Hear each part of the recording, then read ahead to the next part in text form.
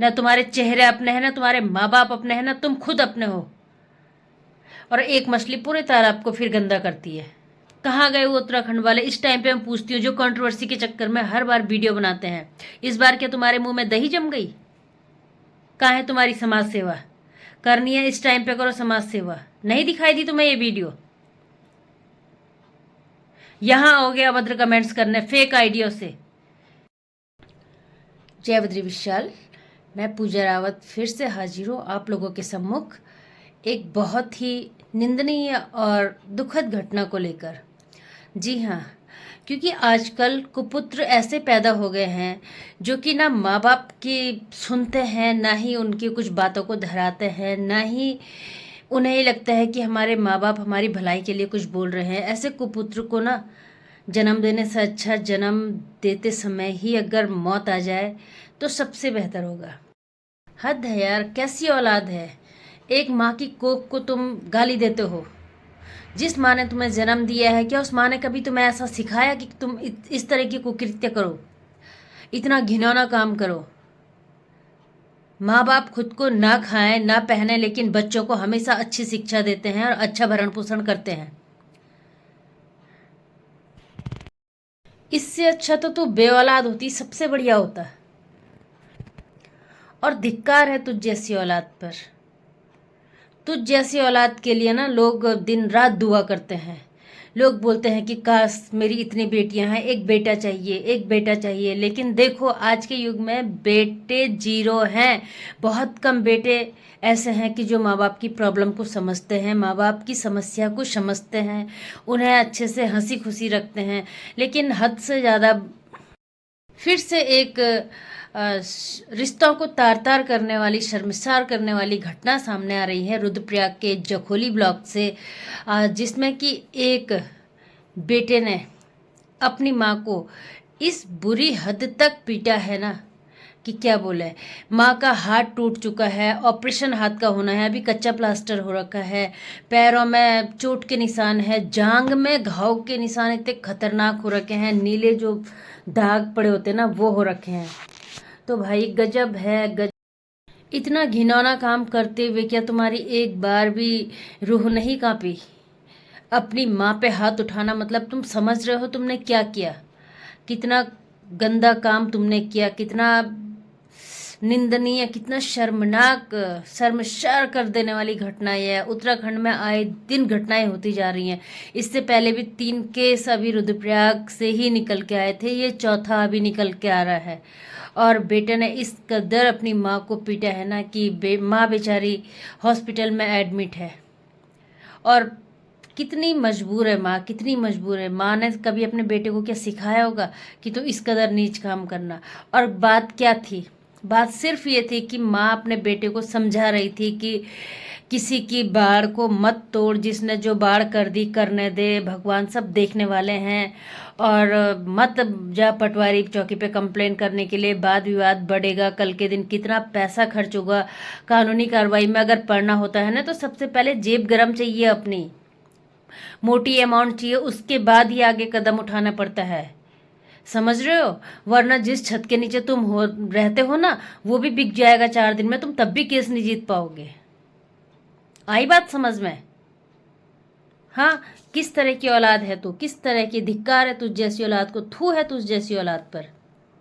हाँ, माँ बाप रोते हैं, माँ बाप ने किस सिचुएशन में तुम्हें पाला होगा, कभी गरीबी झेली होगी, कभी कुछ नहीं रहा होगा, कभी कुछ नहीं रहा होगा, कभी अमीरी गरीबी तो लगा धंधा है, चलो कोई बात नहीं। लेकिन क्या उम्मीदों से तुम्हें पाला होगा यार, और तुमने क्या सिला दिया माँ बाप के प्यार का, माँ बाप के स्नेह का, माँ के दूध का कर्ज किस तरीके से तुमने निभाया? कुछ जवाब है क्या तुम्हारे पास? तुम्हें तो हमेशा सलाखों के पीछे ही सड़ना चाहिए, तुम सलाखों से बाहर कभी आने ही नहीं चाहिए। तुझ जैसी औलाद को धिक्कार है, धिक्कार। भगवान करे हर माँ बाप बे औलाद रहें। तुझ जैसी औलाद को जन्म देने से अच्छा तो बे औलाद माँ बाप ज़्यादा अच्छी है, सबसे अच्छी है बे औलाद माँ बाप। देखिए, मैं इस वीडियो में उनकी वीडियो क्लिप तो नहीं लगा सकती हूँ, लेकिन मैं कुछ कुछ फ़ोटोएँ लगा रही हूँ और आप लोग देखिए कि इस दरिंद्र दरिंदे लड़का इसको बोलेंगे, दरिंदा है, नंबर 1 का दरिंदा, राक्षस जिसे कहते हैं। धिक्कार है, थू है इस औलाद पे, नालायक औलाद पे ना। इसने किस कदर अपनी माँ को बेरहमी से पीटा है, बेरहमी से। माँ बेचारी हॉस्पिटल में एडमिट है, एक बेटा माँ के साथ हॉस्पिटल में है। कितनी प्रॉब्लम्स सुने होंगी। उस बेटे की दुकान है, वो अपने बच्चे भी पालेगा, दुकान भी उसे देखनी है, और इतना आए दिन का खर्चा, कैसे घर चलता होगा। उनको देख के नहीं लगता कि वो बहुत बड़े परिवार के होंगे। वो मिडिल क्लास फैमिली से ही बिलोंग करते हैं, क्योंकि इंसान के ना रहन सहन से ही पता चल जाता है कि वो किस तरीके से जीवन यापन करता है। और सबसे बड़ी बात ना, उस राक्षस बेटे के पास ही इस माँ के सारे कागज हैं, जो सरकारी कागज होते हैं, आधार कार्ड, पैन कार्ड, जो भी है, वो नहीं दे रहा। तो इन्हें ना अभी यहाँ पे सरकारी सुविधाएं भी नहीं मिल पा रही हॉस्पिटल में। सोचो जरा कितनी बड़ी बात है। कहाँ शासन प्रशासन मौन बैठा हुआ है। ऐसे पक्षों में कोई क्यों सामने नहीं आता, कोई क्यों ऐसी माँ को न्याय नहीं दिलाता। ऐसे औलादों को क्यों कोई इतनी सख्त से सख्त सज़ा नहीं देता कि ये इनकी रूह कांप जाए, ये 7 जन्मों तक भी सोचें कि हमने ऐसा क्या अनर्थ किया कि जो हमें इतनी बड़ी सज़ा इसकी मिली। इन्हें पता तो चले कि माँ और बाप क्या होते हैं। कांड करने के लिए तो कर लेते हो ना, लेकिन ये मत भूला करो कि जैसा तुम करोगे वैसा तुम पाओगे। ठीक है। तुम भी अपने बच्चों को ना किसी उद्देश्य से ही पालते हैं कि बड़े होकर ही हमारी मदद करेंगे, हमारा नाम रोशन करेंगे, हमें कमा के देंगे, हमारा ये करेंगे वो करेंगे। लेकिन नहीं, जैसा तूने अपनी माँ के साथ किया ना, उससे भी बुरी दशा तेरे बच्चे तेरे साथ करेंगे। देख लेना, उस टाइम पे तुझे याद आएगी कि तूने क्या पाप किया था। माँ बाप को पाल नहीं सकते तो उन्हें तुम्हें किसी प्रकार का हक नहीं है कि तुम उन्हें मारो या उन्हें बेदखल करो या उन्हें घर से बाहर निकालो या उन्हें गाली गलौज दो। नहीं पाल सकते, कोई बात नहीं। उनके हाथ पैर जब तक चलते हैं ना, वो खुद कमा के खा सकते हैं और खा भी रहे होंगे। इसको मतलब ये वाली जो घटना है ना, इसको देख के तो यही लगता है कि जब तू इस हद तक गिर सकता है तो क्या माँ बाप को कभी देता होगा कुछ? नहीं, कभी नहीं ना। और क्या दशा कर रखी तूने अपने माँ की। छी भगवान जी, हे भगवान, ऐसी औलाद किसी को कभी दे नहीं मत ज़िंदगी में, कभी मत देना।